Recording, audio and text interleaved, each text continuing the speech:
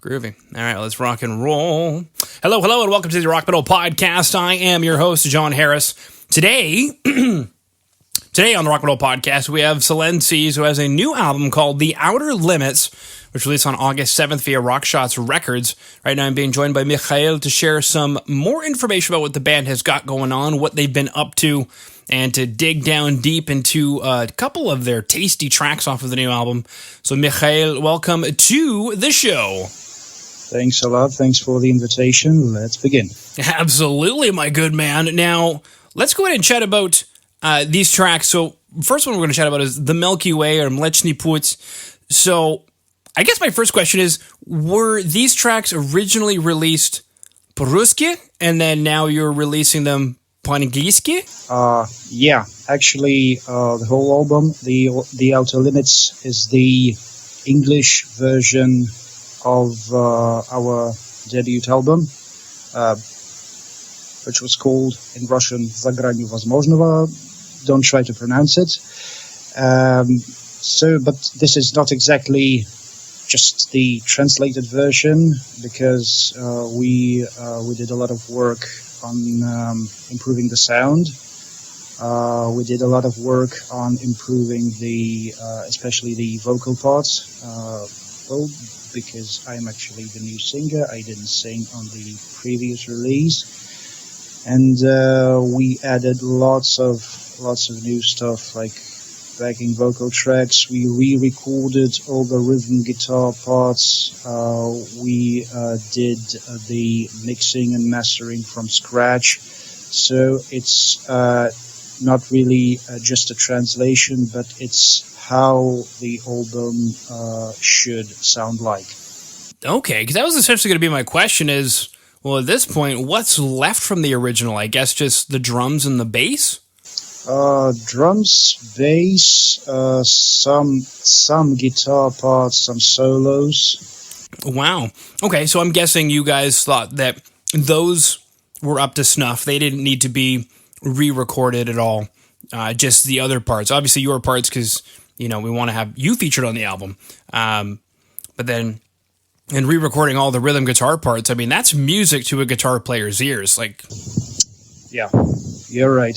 I cannot agree more. You mean I get to re-record it again? We get to try and find tone again, and it's a sick, disgusting world of guitar players that we live in.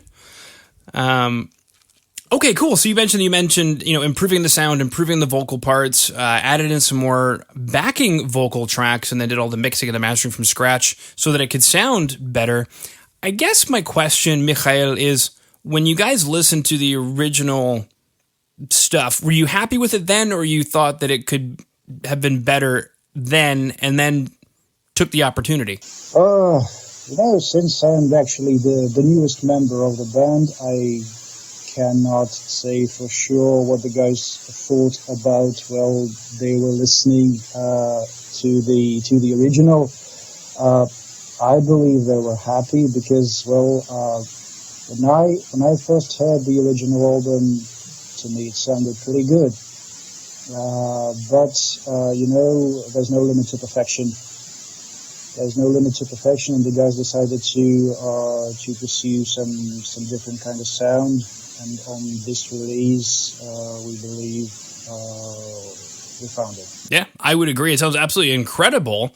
Now, did you have any say in the lyrics when you joined and were redoing the vocal tracks? I wanted to, but I didn't, because by the time I joined the band, the lyrics were already translated. The translations were ready. And I did want to make a few corrections here and there, but, I was denied. And actually that makes sense because they were already complete, and any further correction. Yeah. Unless, of course, there's maybe a vowel that's hard to sing in certain parts or whatever. No difficulties whatsoever. Cool.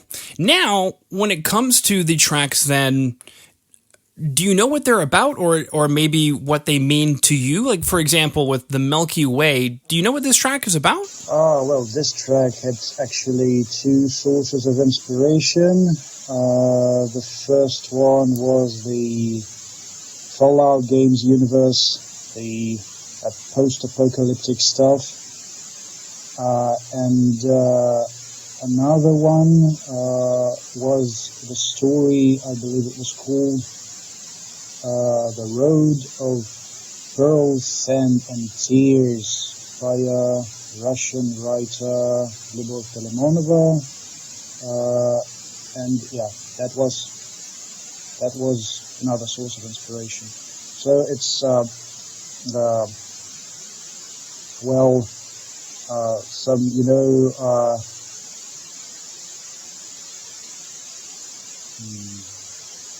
high thoughts on the scorched earth, something like that. Okay, perfect. Now, that's kind of an interesting concept. So, post-apocalyptic, scorched earth, that kind of thing. With the track called the Milky Way, though, it makes me think of something out there rather than in here. So, how is the story or the idea approached in the track? Well, the track is about a man who's walking some sort of path through the post-apocalyptic world, through the burned-out world, and he looks at the stars and hopes for the better. He looks at the stars, he sees the Milky Way, and that's what gives him hope. Ooh, I dig it. That's fantastic. Okay, now with the track The Mirror, is this a related topic? So, for example, is this post-apocalyptic world, is it a theme that runs through the album? And is this protagonist, if we dare to call him the protagonist in the story, then looking in the mirror? Well, no, it's another story. It's a scary story about a guy who's looking in the mirror, and his reflection decides to take his place and pull him through to the other side. Wow. Okay. What happens on the other side? The album is not a concept album. It's a set of different stories. Okay, fantastic. Now, what happens in the world when he gets dragged in by his reflection? Is there a series of events that take place? No, he just can't go back.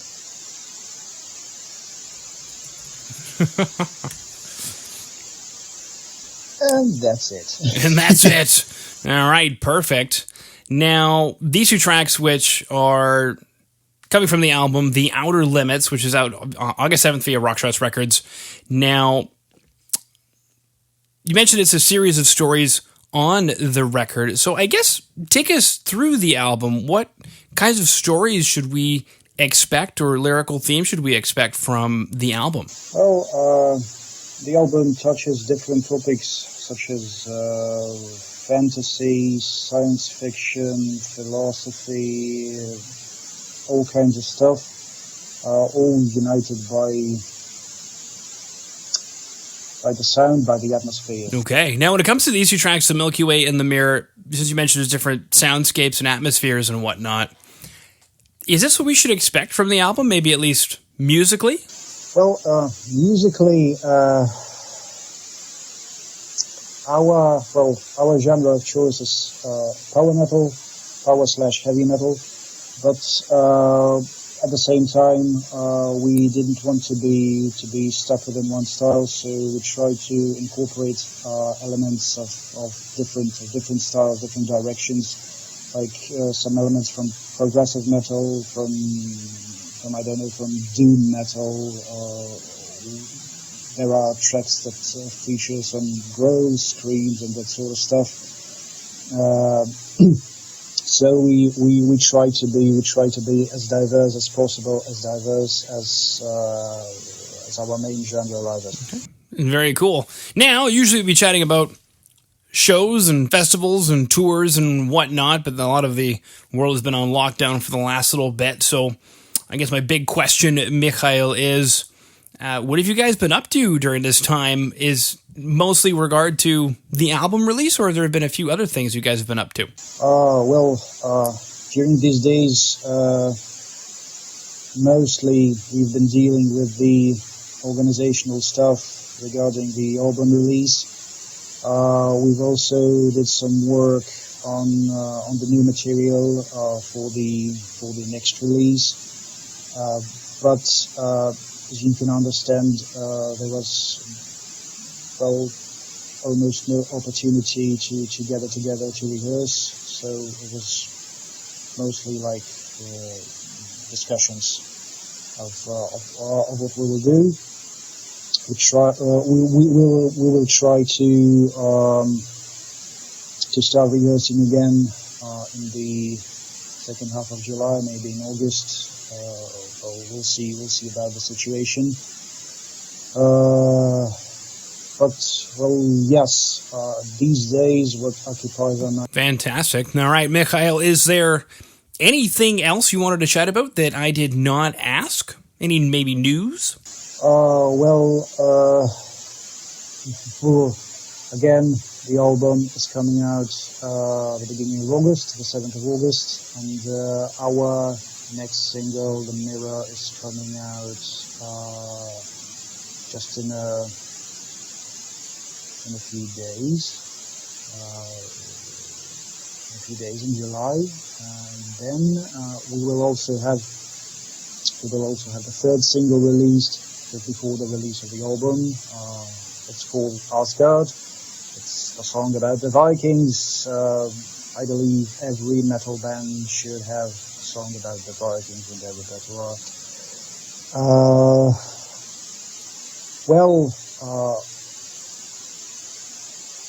I personally think that we should start with the live shows just as soon as the situation allows us, because I'm really eager to perform.